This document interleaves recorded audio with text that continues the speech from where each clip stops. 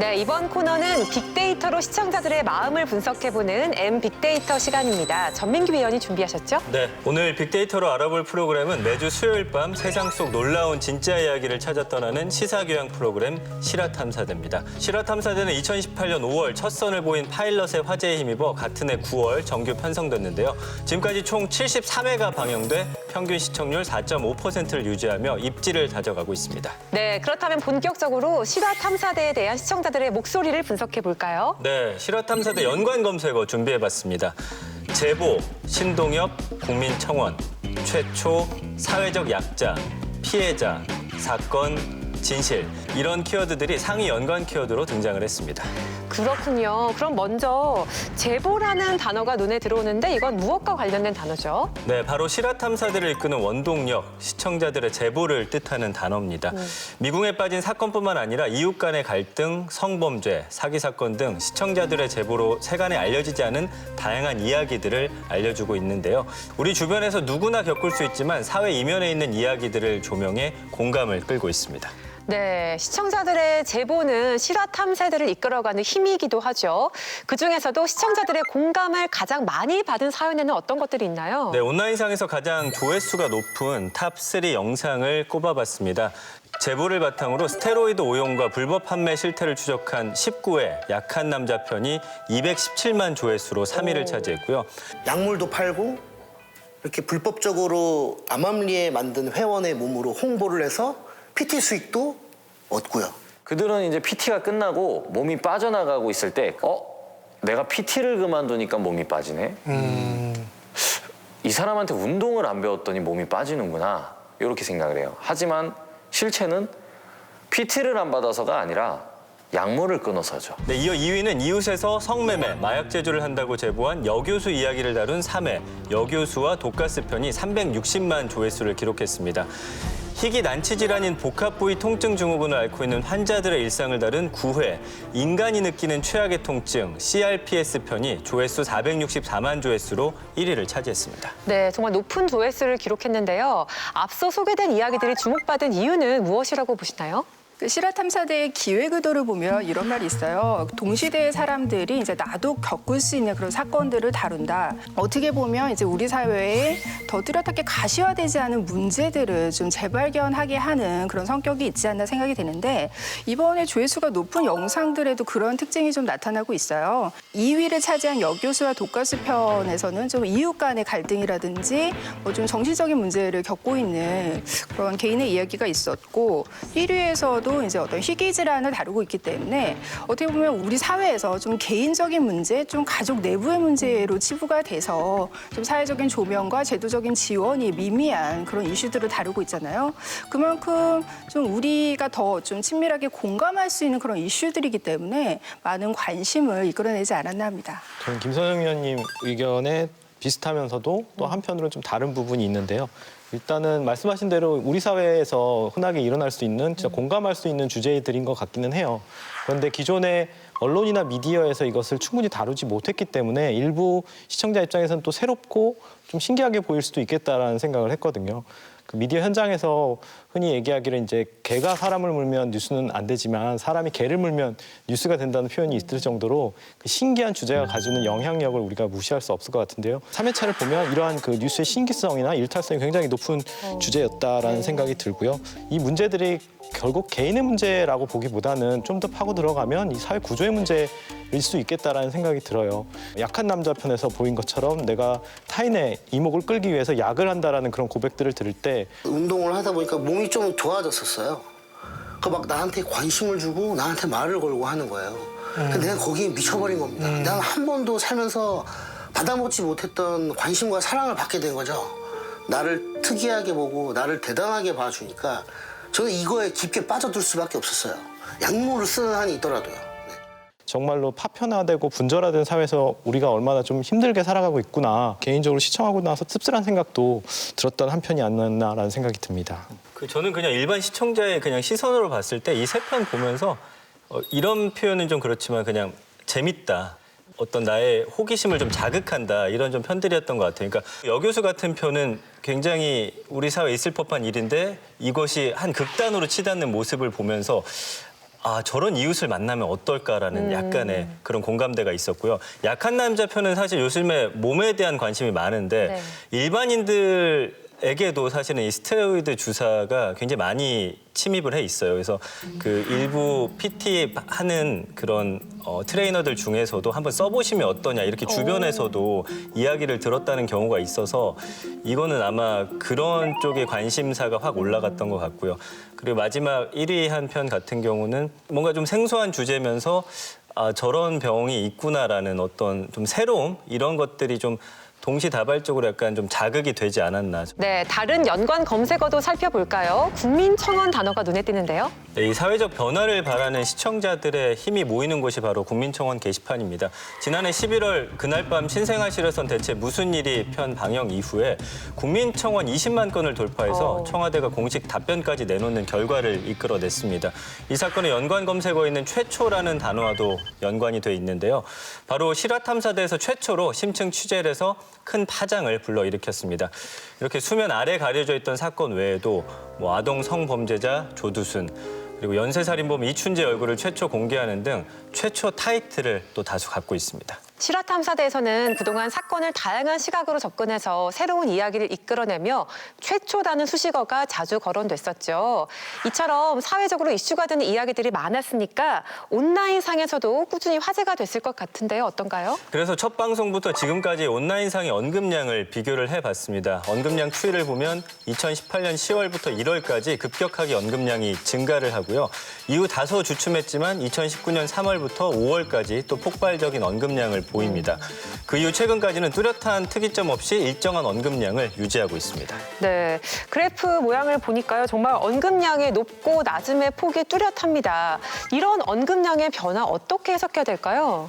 그 봉우리가 있었던 타이밍에 뭐가 있는지를 보는 게 좀 맞을 것 같은데 2019년 4월쯤에서는 이제 굉장히 봉우리가 확 올라갔다가 다시 내려가죠.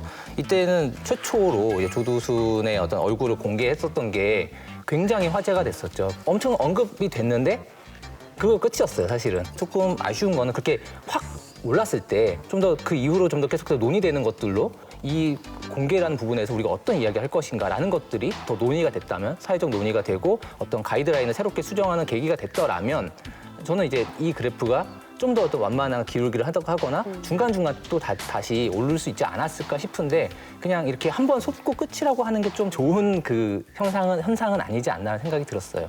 이제 초반에 2018년 10월부터 12월까지 그래프가 또 한 차례 치솟았었는데 이때는 저는 실화탐사대가 좀 이렇게 굉장히 주목할 만한 이슈를 많이 좀 진지하게 다뤘다는 생각이 드는데 가령 이제 이태원 묻지마 폭행 사건 같은 경우에도 온라인에서 굉장히 크게 회자됐던 사건인데 실화탐사대에서 처음으로 우리가 알고 있는 사건 사실과 좀 다른 반대편의 이야기가 있다는 걸 최초로 취재를 해서 보여줬던 그런 편이거든요. 그러니까 뭔가 최초라는 수식어가 우리가 기존에 보도되지 않았던 어떤 사건의 이면을 실화탐사대가 말 그대로 정말 발로 뛰어서 취재를 함으로써 드러난 사실에 붙는다라면 그거는 굉장히 좀 성공한 회차였고 실화탐사대 초반에 이제 그런 발로 뛰어서 직접 그 취재한 그런 새로운 정보들이 굉장히 많았다라는 생각이 들어요.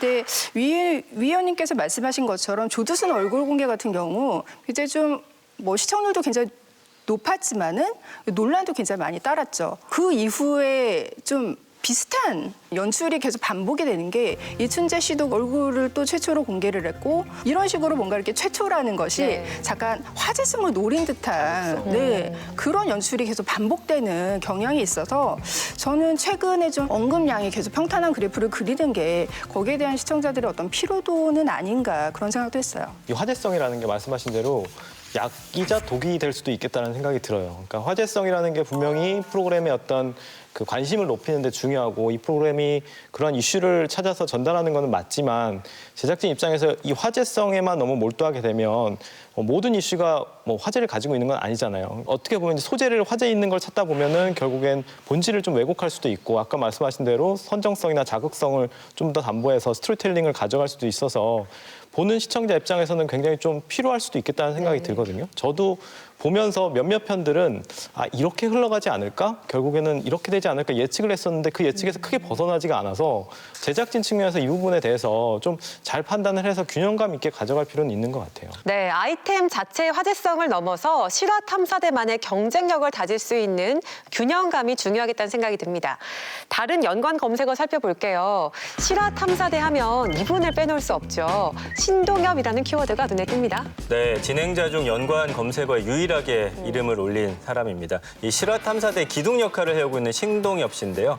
탁월한 예능감과 본인의 경험을 바탕으로 좀 재미를 이끌어내고 안타까운 사건에는 현실 리액션으로 사건에 또 공감을 더하고 있는데요. 시청자들의 반응은 감성어를 통해서도 나타나고 있습니다.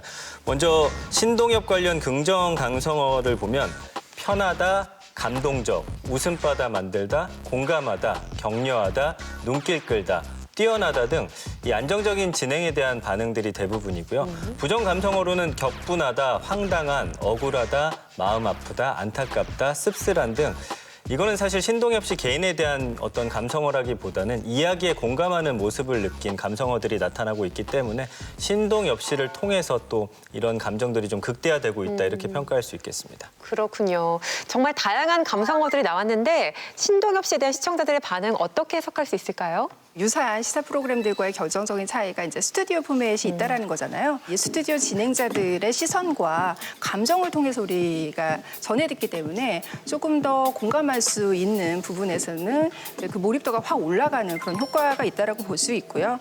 그 중에서도 이제 신동엽 씨 같은 경우는 이제 진행자 중에 유일한 예능인으로서 가장 시청자들의 눈높이를 좀 대변하는 그런 역할을 하는 것 같아요. 그래서 긍정 감성어에도 이제 주로 편하다, 공감하다 이런 언어가 나오는 것 같고요. 좀 더 격분을 한다든지 이렇게 감정을 훨씬 더 격하게 표현을 하기 때문에 사실은 부정 감성어에 있는 것도 신동엽 씨의 어떤 격분하다부터 마음이 아프다까지 그 다채로운 반응을 좀 보여주는 언어가 아닌가 싶습니다. 분명히 어떤 그 신동엽 씨의 특유의 추임새가 있잖아요. 정상이었다면, 비장애인이었다면 아이가 당하지 않을 고통을 엄마로 인해서 당한 것 같아서 너무 미안하죠. 엄마 잘못 아니에요, 어머님. 티 하나 걸치면 이게 싹 보이잖아. 보이고 철렁철렁 다 보이잖아. 하여튼 그런 저기를 나는 속으로 그랬어요. 이 여신이가 나를 유거나. 아유, 참 그게 말이 됩니까? 그 추임새에 따라서 우리가 집중할 수 있는데 분명히 되게 도움이 되는 것 같고요. 다만 이제 저는 이제 그러면서도 약간 좀 이제 양날이 검을 수 있다는 생각이 드는 게 우리가 어떤 면에서는 살짝 좀 떨어져서 보는 것들, 가령 이제 저걸 저렇게 과연 재현하는 것이 맞는 것인가에 대한 약간의 좀 이제 거리두기를 하고 볼 필요가 있다고 생각들을 하잖아요. 반면 또 어떤 면에 있어서는 시청자가 거리두기를 하기 좀 어려운 부분들, 그냥 이제 저걸 저렇게 하는 게 맞을까라는 생각 대신 아이고 그렇네, 저 나쁜 놈 하면서 갈 수 있는 그런 또 여지가 또 있을 수 있다라는 그런 생각을 좀 들었습니다.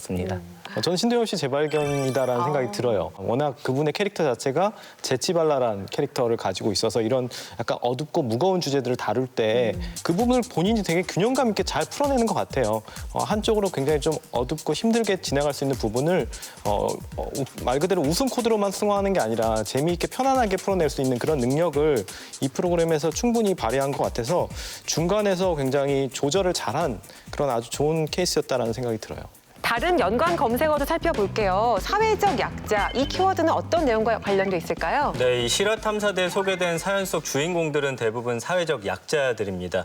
희귀병을 앓고 있는 우리네 이웃들의 이야기부터 학대 아동, 그리고 학교 폭력을 당해 고통받는 학생의 사연까지 안전과 복지 사각지대에 놓여 있는 사람들의 사연이 소개될 때마다 사회적 공분과 안타까움을 불러일으켜서 시청자들의 감성어에서도 이러한 반응들이 나타나고 있는데요. 네. 먼저 긍정 감성어를 살펴보면 응원, 감사하다, 많은 관심, 새로운 변화 등 사회적 약자에 대한 응원과 변화를 바라는 반응이 많은 반면에 고민, 충격적, 죄책감, 가슴 아프다, 분노, 울분 등 이 사건을 접한 후 공감하고 분노하는 시청자들의 부정 감성어들도 많이 등장을 하고 있습니다. 네, 실화 탐사대는 실화를 다루는 프로그램인 만큼 취재원 선정에서부터 인터뷰, 또 사건의 재구성 등에 보다 더 신중한 접근 방식이 요구되는데요.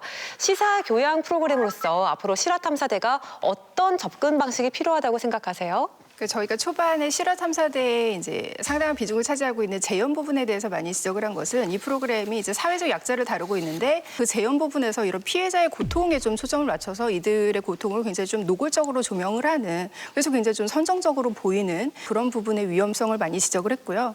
그래서 최근에 보면은 그런 재연 부분은 성정성은 좀 초반에 비해서 많이 개선이 됐다고 할 수 있어요. 그런데 이 비중이 줄어들면서 새롭게 비중이 늘어난 것이 이제 자료 영상들이거든요. 그래서 이제 CCTV 영상이라든지 이제 블랙박스 영상처럼 어떤 사건의 현장을 담은 그런 리얼 영상들이 이제 그대로 자료로 활용이 되는데 좀 잔혹하고 그런 장면들이 굉장히 많아요. 이제 최근에 방송통신심의위원회에서도 지적을 받았는데 기절놀이 피해자의 그 피해 장면이 CCTV가 굉장히 좀 반복해서 노출이 됐었고, 지난 3월 4일에 방송된 그 16세 소녀 은영이 편에서도 그 교통사고를 당하는 블랙박스 영상이 굉장히 좀 자주 반복적으로 노출이 됐거든요. 그래서 이런 부분의 선정성도 좀 제작진이 유의를 해야 될 지점이라는 생각이 들고요.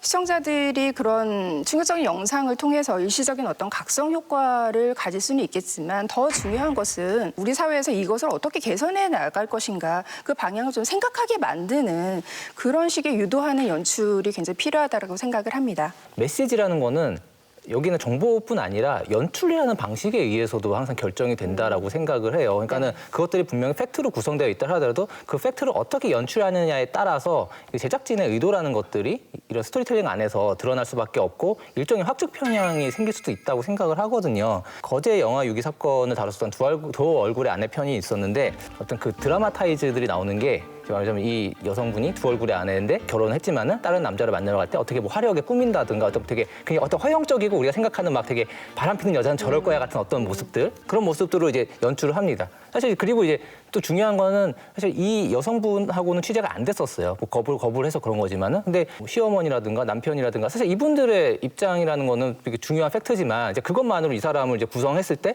소위 말하는 해픈 여자의 어떤 그 프레임 안에 갇혀서 그런 식으로 이제 그 연출이 되는 거죠. 그것들이 다 팩트로 이루어졌다 해도 그 팩트들로 이루어진 구성들이 어떤 식의 논의는 맞고 어떤 식의 얘기만 활성화하게 되는 부분들이 있다고 저는 생각을 해요. 그런 확증 편향의 문제들을 좀 조심해야 된다고 생각을 하고, 거리두기라는 거는 말하자면 제작진에게도 필요하다고 생각을 하거든요. 그것을 계속해서 가져가야 된다고 생각합니다. 네.